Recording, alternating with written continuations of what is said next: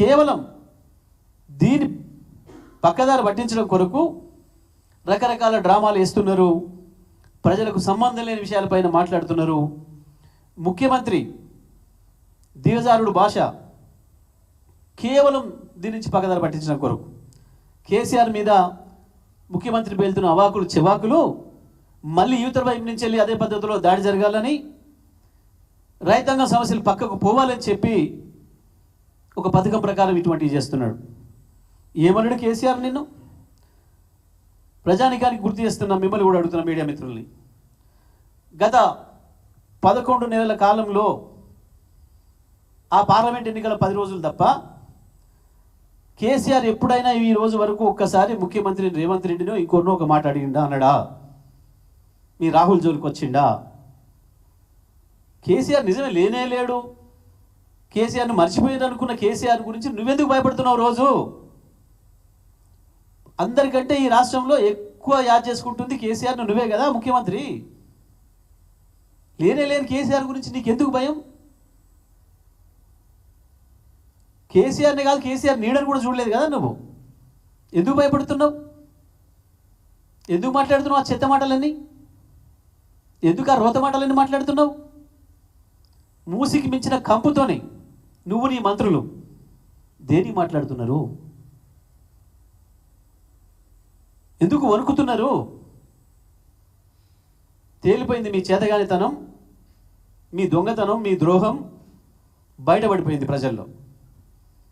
ప్రతి వర్గం ప్రజలు అసహనంతో ఉన్నారు. నిన్న కొడంగల్లో జరిగిన దాడి, అధికారులపై జరిగిన దాడి, అది అధికారుల మీద జరిగిన దాడి కాదు, అది ముఖ్యమంత్రి రేవంత్ రెడ్డి మీద జరిగిన దాడి. ముఖ్యమంత్రి రేవంత్ రెడ్డి పైన సొంత కాన్స్టిట్యున్సీ ప్రజలకు ఏర్పడిన అభిప్రాయానికి నిదర్శనం అది. అంటే నువ్వు కనపడితే, నువ్వేదైతే మొన్న వాగొచ్చినావో మూసీలో, ఒళ్ళు వాగులుతుందని, వీపు చింతపండు అవుతుందని ప్రజలు దానికి సిద్ధంగా ఉన్నారు అని అర్థం. నీ ప్రతినిధి కొట్టిండ్రు అంటే నిన్ను కొట్టినట్టు. నీ ప్రతినిధిగా పోయిన వాడిని వీపు చింతపండు చేసిన ప్రజలంటే దాని అర్థం నీ వీపు దొరికితే కూడా అంతకంటే ఎక్కువ చింతపండు చేస్తామో అని చెప్పినట్టు. జ్ఞానం ఉంటే, సోయి ఉంటే అర్థమవుతుంది అది. ఓహో, నా నియోజకవర్గ ప్రజలకు కూడా నా మీద ఇటువంటి అభిప్రాయం ఉందా అని అర్థం చేసుకోవాలి విజ్ఞత ఉన్నవాడైతే. కానీ ఇంకా అట్లే సొల్లు వాగుడు వాగుతా, చేత వాగుడు వాగుతా,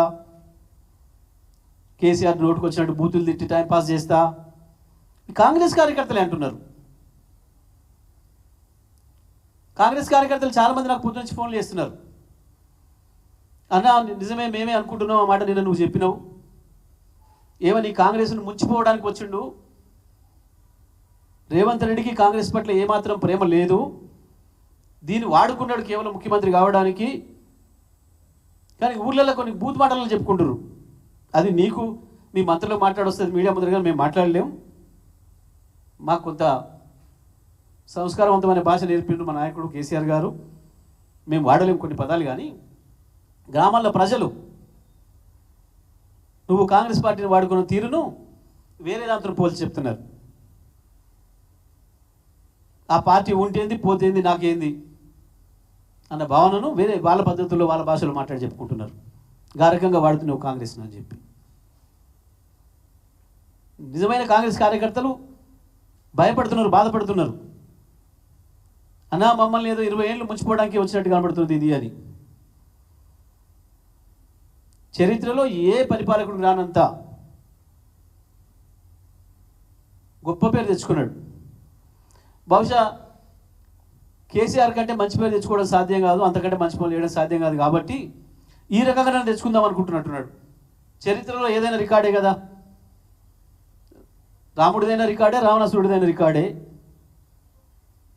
నరసింహస్వామిదైన రికార్డే, హిరణ్యకశ్యపుదైన రికార్డే కదా. అట్ట కాలేదు కాబట్టి ఇట్లనే ఏదామని చెప్పి అనుకుంటున్నట్టున్నాడు. అందుకే ఈ పని చేస్తున్నాడు అని చెప్పి స్వయంగా కాంగ్రెస్ పార్టీ కార్యకర్తలే మాట్లాడుతున్నారు. ప్రశ్నించిన వాళ్ళందరి మీద కేసులు పెడుతున్నావు కదా. సోషల్ మీడియా మొదలు బీఆర్ఎస్ కార్యకర్తలు మొదలు నాయకుల వరకు ఇవాళ కార్యకర్తలు, కాంగ్రెస్ కార్యకర్తలు ఒక్కరొక్కరు గుండెలు పగిలే వాస్తవాలు చెప్తున్నారు. ప్రజల ముందుకు పోతే మంత్రుల నియోజకవర్గాల్లో, స్వయంగా ముఖ్యమంత్రి నియోజకవర్గంలో పెట్టండి వాళ్ళ మీద కేసులు చూద్దాం. నేను చెప్తున్నా, ఇవాళ వికారాబాద్ జిల్లాలో కొడంగల్లో జరిగిన ఇన్సిడెంట్ పైన కేసులు ఎవరెవరి మీద పెట్టినో అందరిని వెంటనే రిలీజ్ చేయాలి. ప్రత్యేకించి అక్కడ గిరిజనులు ఎక్కున్నారు, గిరిజనులే భూములు పోతున్నాయి, వాళ్ళు ఎక్కువ బాధపడుతున్నారు. మీ కలెక్టరే దాడి జరగలేదు అని చెప్పిండు. మరి ఏ కంప్లైంట్ మీద పోలీసులు అరెస్ట్ చేస్తున్నారు? రాత్రులు ఊర్ల మీద పడి వందల మంది, వేల మంది. ఇది ప్రజాపాలన. ఈ రాష్ట్రంలో కొంతమంది మేధావులు ఉండే పాపం ఇప్పుడు వాళ్ళు కూడా మాట్లాడాలి. ఒక్కసారి కొడంగల్కి పోయి రావాలి. పౌర హక్కులు, ప్రజా హక్కులు, ప్రజాపాలన ఇప్పుడిప్పుడే చేస్తుంది ప్రభుత్వం, పని మొదలు పెట్టింది అని చిలక పలుకులు పలుకుతున్న మేధావి ఆచార్యుల వారు ఒక్కసారి కొడంగల్ ప్రజలకు గుండె చప్పుడు ఏందో వినిరా. ఒక్కసారి పోయి ఏ మార్కు ప్రజాపాలనో, ఏ మార్కు ప్రజాస్వామ్యమో అడిగే ప్రతి ఒక్కరిని అణిచివేస్తానని ఒక్క పోలీస్ శాఖ తప్ప ఏ శాఖకు పనిచెప్పకుండా అన్ని శాఖల్ని అచేతనం చేసి అవినీతి శాఖ ఒక్కదాన్ని ఓపెన్ చేసుకొని పోలీస్ శాఖతో అణిచివేస్తానని చెప్పి ఒక మూర్ఖ పద్ధతుల్లో, బహిరంగంగానే ప్రజల్ని దోసుకునే పద్ధతుల్లో ఈ ప్రభుత్వమే ఇవాళ వరిధాన్యం ధర పడిపోవడానికైనా, పత్తి రైతులు దోపిడీ గురి కావడానికైనా కారణం ఇది స్పష్టంగా ప్రభుత్వ దోపిడీ, ప్రభుత్వ మోసం. తెలంగాణ రైతాంగానికి అందరికీ మరొకసారి చెప్తా ఉన్నా, అనలారా ఇది కేవలం వ్యాపారులు వాళ్ళంతా వాళ్ళు చేస్తున్న ద్రోహం కాదు. మీకు ఈ రాష్ట్ర ప్రభుత్వంలో ఉన్న పెద్దలు, మంత్రులు స్వయంగా మిల్లర్లతో కుమ్మక్కై, దళారులతో కుమ్మక్కై మేము ఎట్లా కొనం, ఎనుకో ముందే వాడే అమ్ముకొని పోతాడు, నీకు మీ ఇష్టం వచ్చిన ధర పెట్టుకోండి అని చెప్పి అధికారులను కూడా పనిచేయనీయకుండా చేసి దుర్మార్గంగా మిమ్మల్ని కసాయివాడికి అప్పచెప్పినరు. ఇది తెలంగాణ రైతాంగం ఇవాళ తెలుసుకోవాల్సిన విషయం. ఇంత దుర్మార్గంగా మళ్ళీ పాత పరిస్థితులు తెచ్చిండ్రు.